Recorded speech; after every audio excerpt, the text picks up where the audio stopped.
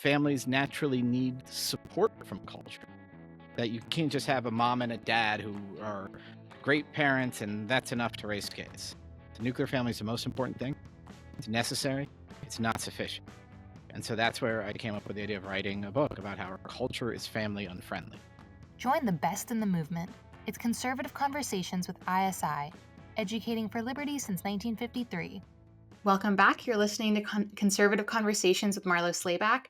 And today, Tim Carney is joining me to talk about his new book, Family Unfriendly, How Our Culture Made Raising Kids Much Harder Than It Needs to Be. Thanks for joining me today, Tim. Hey, thank you for having me. So, Tim, can you tell us a little bit about yourself? You're a journalist. You've been at the Washington Examiner for quite a while, and your book actually includes a lot of reporting itself. So there are elements of your journalism career, peppered in there. But you're also a dad. So tell us more about who you are. What inspired you to write this book? Because you've written quite a few books. So what did the moment, what in the moment inspired you to write this specific book? So my wife and I, we have 6 kids. Our oldest is 17, our youngest is 7. And as you said, I'm a journalist. I've gotten to spend the last 25 years going around the country, doing political reporting and looking at cultural trends and that sort of stuff. I'm also a fellow at the American Enterprise Institute where, we do research, we comb over the data.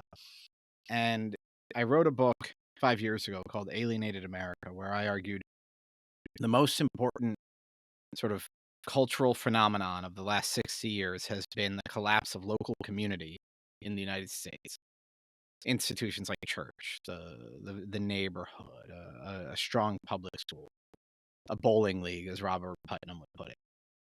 And then as I finished that book, I started to realize the most important negative consequence of this was the delay and reduction in family formation. People getting married later and less, people having fewer kids, people wanting fewer kids, but only a little, more people not getting the families that they wanted.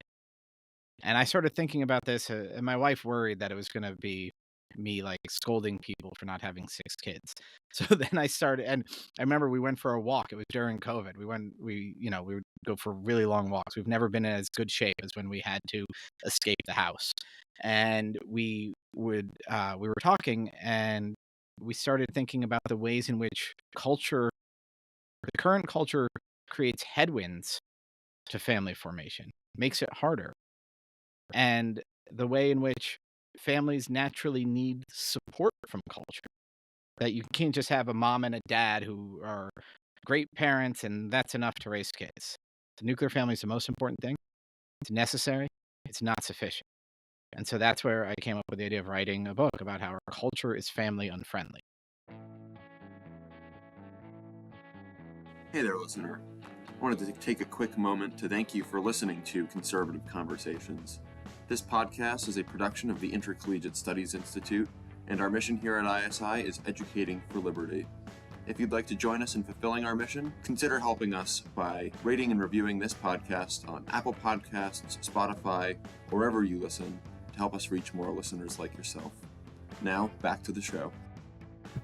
That's great. And it's something I've been thinking a lot about and talking to some ISI faculty and friends of mine about, especially your book comes out around the same time as Catherine Pacolick's book, Hannah's Children, which is about, and she was on the podcast, I think back in December to discuss why women. And she also, went out, talked to I think it was 55 plus women, some from totally secular backgrounds, non-religious communities, others, maybe Catholic, Protestant, moms who decided to have, 5+ children.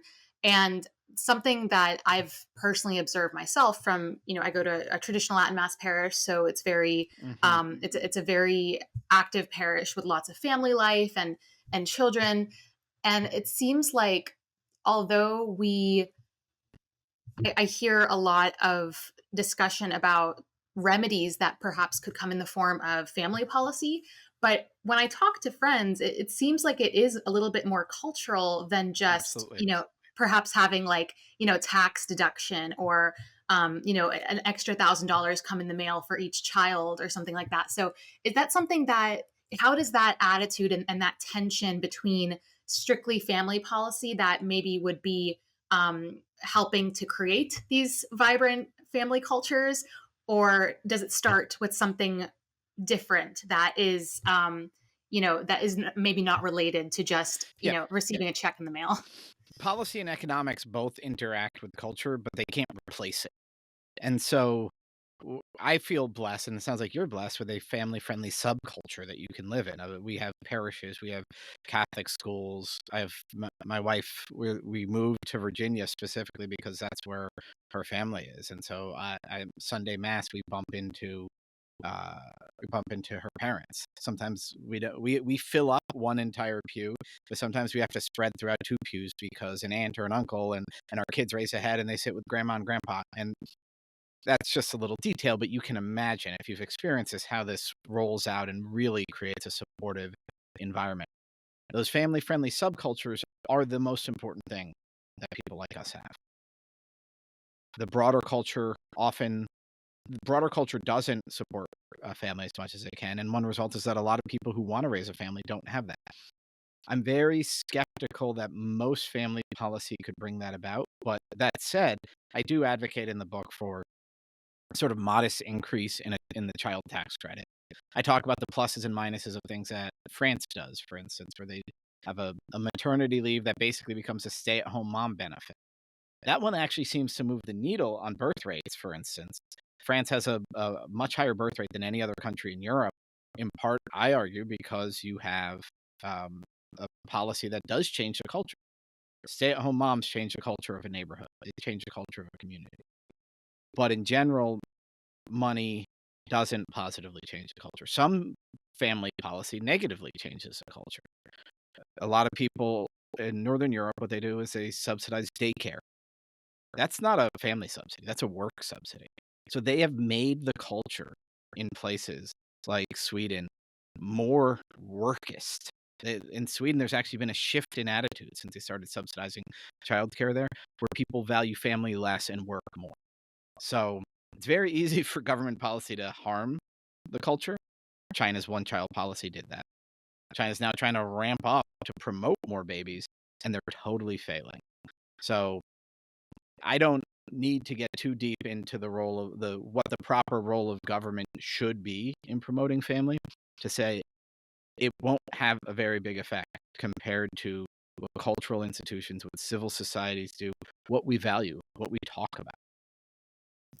It does seem like going from 0 to 1 is the tough part. And maybe even for, Zoomers and late millennials now who are settling down, getting married, um, I'm seeing a lot of focus on this high time preference where Hmm. they're not, I don't think a lot of them are thinking of where they're going to be when they're in their 50s and 70s, and how how children are, it's not just the baby and toddler stage. Did you learn any maybe from your own personal experience with child rearing?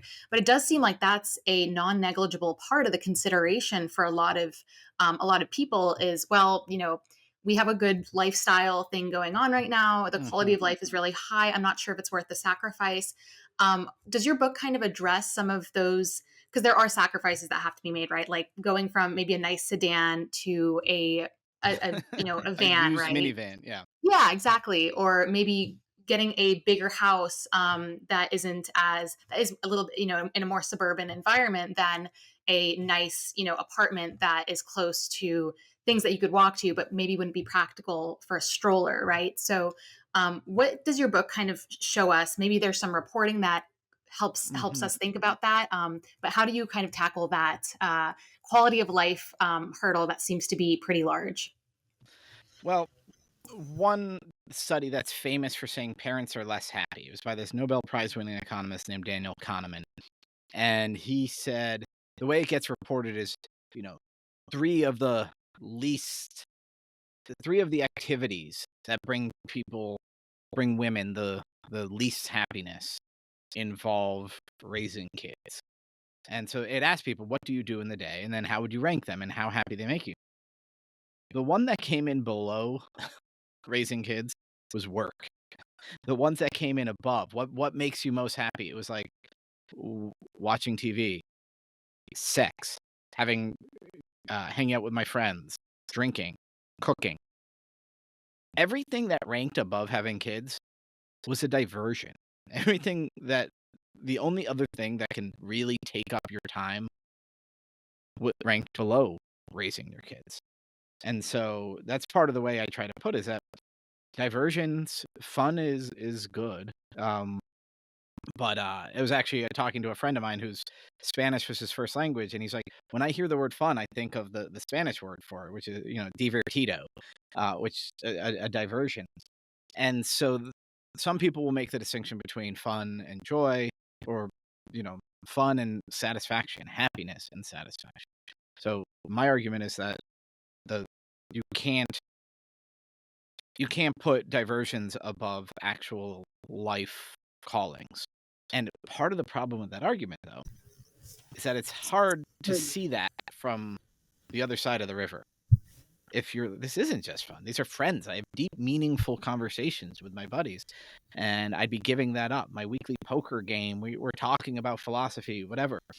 It's hard to see from that side of the river what it's like to, wake up to your 2-year-old climbing on top of you and kissing you. Like it's hard to see what it's like to have people who you have these. I sometimes talk about marriage, and I think about the fact that my wife and I have inside jokes that we couldn't possibly explain. Even if somebody wanted to understand them, we couldn't unravel the braided, entangled joke that this is. And so that's where culture comes in. That's why the subtitle of Family Unfriendly is about how our culture makes raising kids harder. What culture does is it aligns your short-term interests and your personal interests with your long-term interests in the common good. It points you towards getting married when you can't rationally see the benefits, but some of it is just expectations. That's what you do. You grow up, you get married, you have kids. Those expectations are set by culture. Our culture currently does not set those expectations. Especially among elites, we sort of try to craft everything is your choice. Because we believe in total autonomy, you should postpone, agonize over, you do your intentional living thing to decide, is this right for me? Am I supposed to get married? When should I get married? When should I have kids? And that choosing makes the whole thing so much a heavier burden. You feel, I have to do it exactly right. It also makes it more of an individualistic burden. You chose this. Marlo, why should I help you raise kids? You're the one who chose this, who made this consumption decision. So you think it doesn't need to be as hard as it's portrayed in. I think a lot of popular culture is at fault here, but also I think that the Tiger Mom, which was, I still see elements of it. I used to tutor students from the time I was in high school up through college in SAT prep and especially writing. And I remember the number of students whose parents seemed way more on them than this. I mean, they were way more motivated. I understand. Like, I have kids of my own, and you want your kids to succeed. You want to at least have a reasonable expectation that they are going to be safe, have financial security, and that they have a defined enough plan for their lives that you can kind of guide them through. Because having a safety net for your kids is probably an instinct of parents, whether they're children or they're discerning what they want to do after they graduate high school. But I think the Tiger Mom, and I've seen Tiger Moms up close and personal because I used to tutor their kids. It does seem to, I still see elements of it now, but that's certainly not all parents, but even if that's kind of the extreme, I think that even the average parent, the life script, even if it's not necessarily get married and have children, the emphasis seems to be on still kind of the standard: go to college for 4 years, wait until at least you're out of college, get a secure job, and then there's arbitrary time period where you kind of dilly dally until you're 30, and then you consider settling down. What do you find in your own experience and in this book that could perhaps lessen the worries of people who want to have kids but think that they need to send them to Montessori or exclusive Hmm. schools, Philip Exeter's of schools, who want to, give them the optimal types of childcare, and maybe have, they think that they need to have, eyes on them at all times. Is that is Yeah, that that's a exactly what yeah. I push back on. Chapter 1 is called have lower ambitions for your kids. And that's sort of a joke, right? Because Mhm. I want my kids to be men and women of virtue. I Sure, want them to be saints. I'm a Catholic. I want them to, sure. share in God's glory for eternity. So that's the highest ambition possible. But if they never make the varsity baseball team, and if they don't get into Princeton, that I won't have been a failure as a parent. And similarly, there's this illusion of control that we can protect our kids from any harm, which it's false. It's a lie. It leads us to give our kids less freedom and make their childhood less happy. And psychiatrists are now starting to say the lack of independent play for children is bad for them. And so some of my arguments are on just try to argue on the terms of the would-be over ambitious parents or the helicopter parents and say it doesn't work. Your kid is not going to have a higher opinion of his own athletic ability if he specializes in baseball. It's actually going to make him have a lower understanding because he's going to get to some travel tournament where he's like, there are 30 better pitchers just in this tournament than I am, despite the fact that I've spent all my life on it. It's not going to work because it's going to cause him to be more anxious, and you can't actually protect your kid from every harm, and you create new harms by trying to do that. So that's sort of arguing on those worldly terms, but then try to expand it and say what you should want for your kids is something much more important than these things. And that's a tougher argument. I say that for the later chapters in the book, but I think that those tougher arguments are important to consider because I think helicopter parenting and overambitious parenting is culturally downstream from our secularization, our increasing materialism, our increasing just worship of autonomy as a new god. Because I think that our view of the person then becomes instrumental. Well, are you a good person? It depends on what you accomplish. It depends on what you achieve. So that's why I do think, even though I'm writing a book for a secular audience, I do think I have to get to the anthropology, the understanding of the human individual, to pull people away from this idea of the measurable success is the only thing that counts. And how did you approach writing this for a secular audience? Because I was thinking and talking about this with my husband the other day, and a specific, maybe we were talking about kind of our child rearing philosophy, and we're both Catholics, so the faith is central to our lives. And like you said, for your own kids, the ultimate desire is we want to be raising saints. And if any, for especially for Catholics. We want to our ultimate goal as parents is to make sure that our kids receive the sacraments and that they are right by God, and that they're practicing the faith, and especially developing those habits early on in childhood. But how do you communicate things like virtue and piety to a secular audience of, and I'm sure, unchurched nuns, Hmm. people who may be dismissive of those aspects of child rearing, or perhaps they're fallen away from their faith, and so it might not seem relevant to them, um, Yep. because it seems like it's just two different lifestyle and child rearing philosophies that um, exist totally separately. Yes. So you try to gently build up an argument. Now you're asking me sort of a writing question, and I'm glad because I spent a lot of time thinking about and changing the order of the book. And I didn't originally start with travel sports, but now it starts with the preface is a t-ball league that's based around just parents ignoring the kids and bringing the whole family, and everybody runs around. So this very accessible material quotidian freedom that parents need. And then travel baseball is in chapter 1. Stress filled. If there are bad guys in the book, the first one is my son's travel baseball coach, who says baseball isn't fun, winning is fun. And so the stress of that, the anxiety, how it backfires, and then helicoptering, how that makes parenting difficult. and build up to uh, trickier, weightier things. But early on, plant the seed of talk about my relative is this girl with Down syndrome, and when she does dance class, it's the highlight of the performance for everybody else. Her rhythm is not A plus, but her joy of this just infects absolutely everybody. And my nephew John Paul, who he died before his second birthday, he had spinal muscular atrophy, and just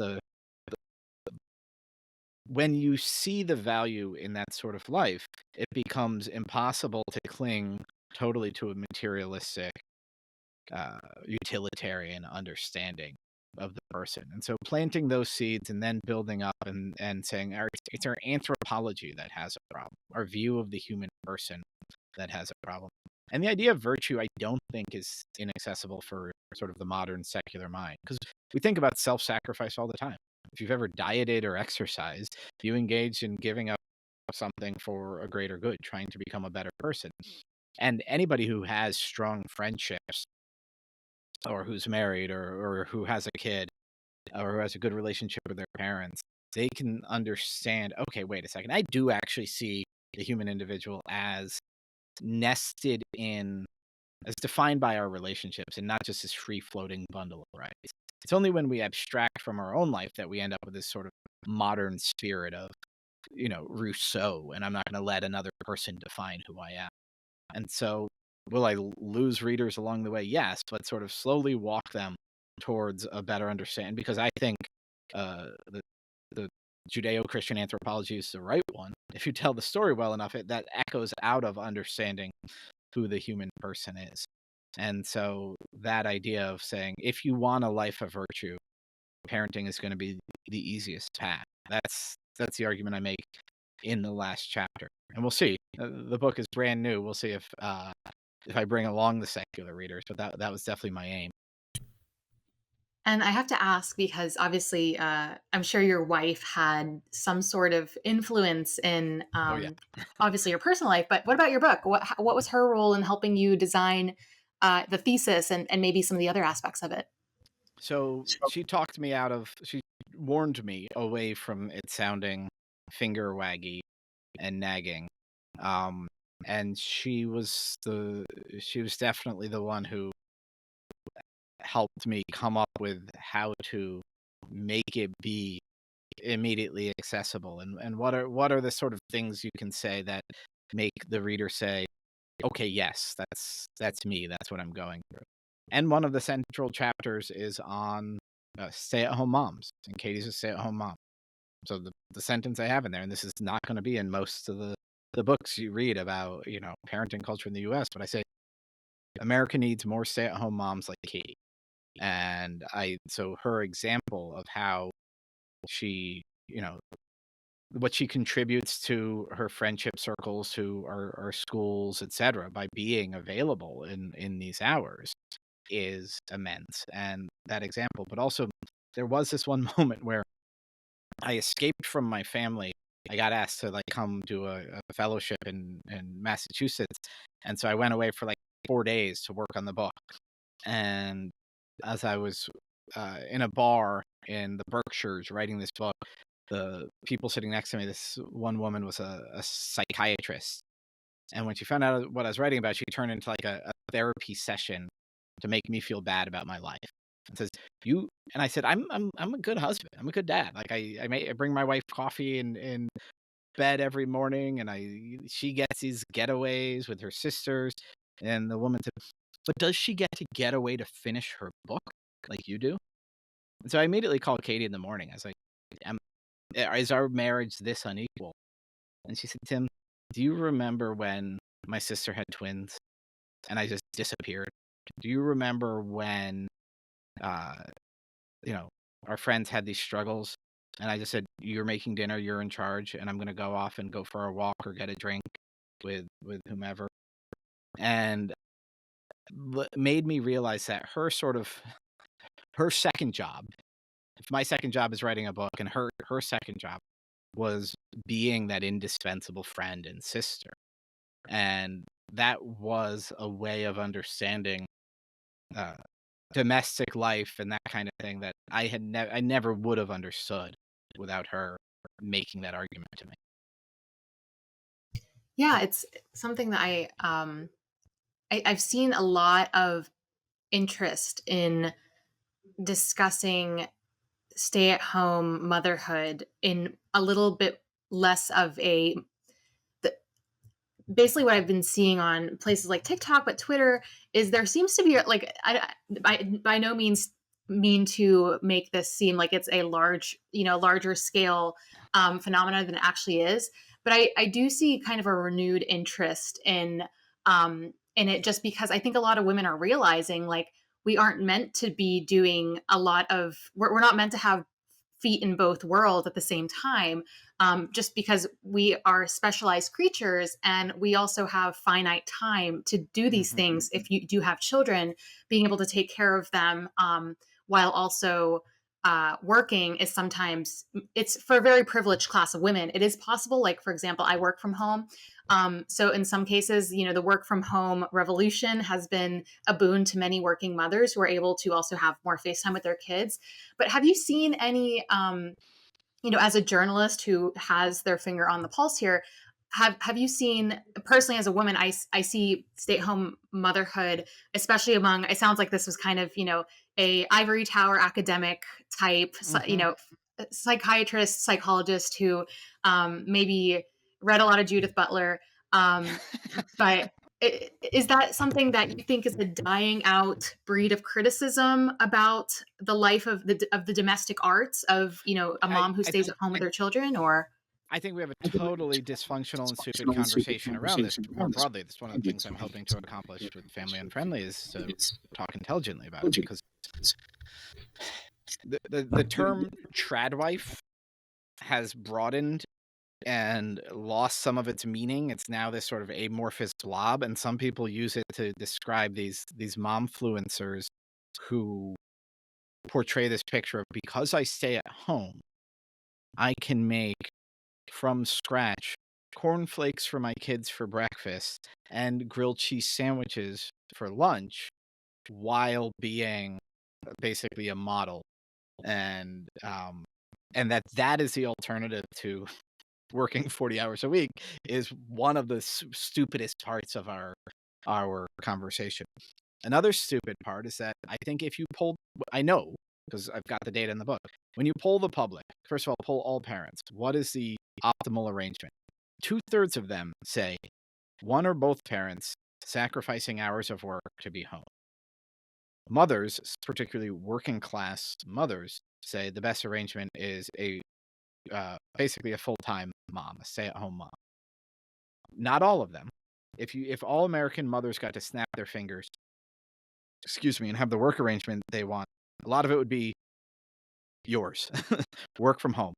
And then when their kids, especially when their kids go off to school, work from home and be there when the school bus drops off at 3 p.m. or be there to pick up the kids. So, but if you were to poll the news media in the United States, I think you'd find 5% at most think that the idea of stay-at-home moms is good. This over ambitious workist class in the US that controls so much of the conversation is so averse to the idea of a stay-at-home mom. And by the way, in the book, I say stay-at-home dads. We need more of those too. But honestly, if we had more stay-at-home parents, 90% of them, at least 80% of them, would be women. But that idea that the country would benefit from more stay-at-home moms is anathema to our tastemakers, but it still makes sense to a majority of Americans.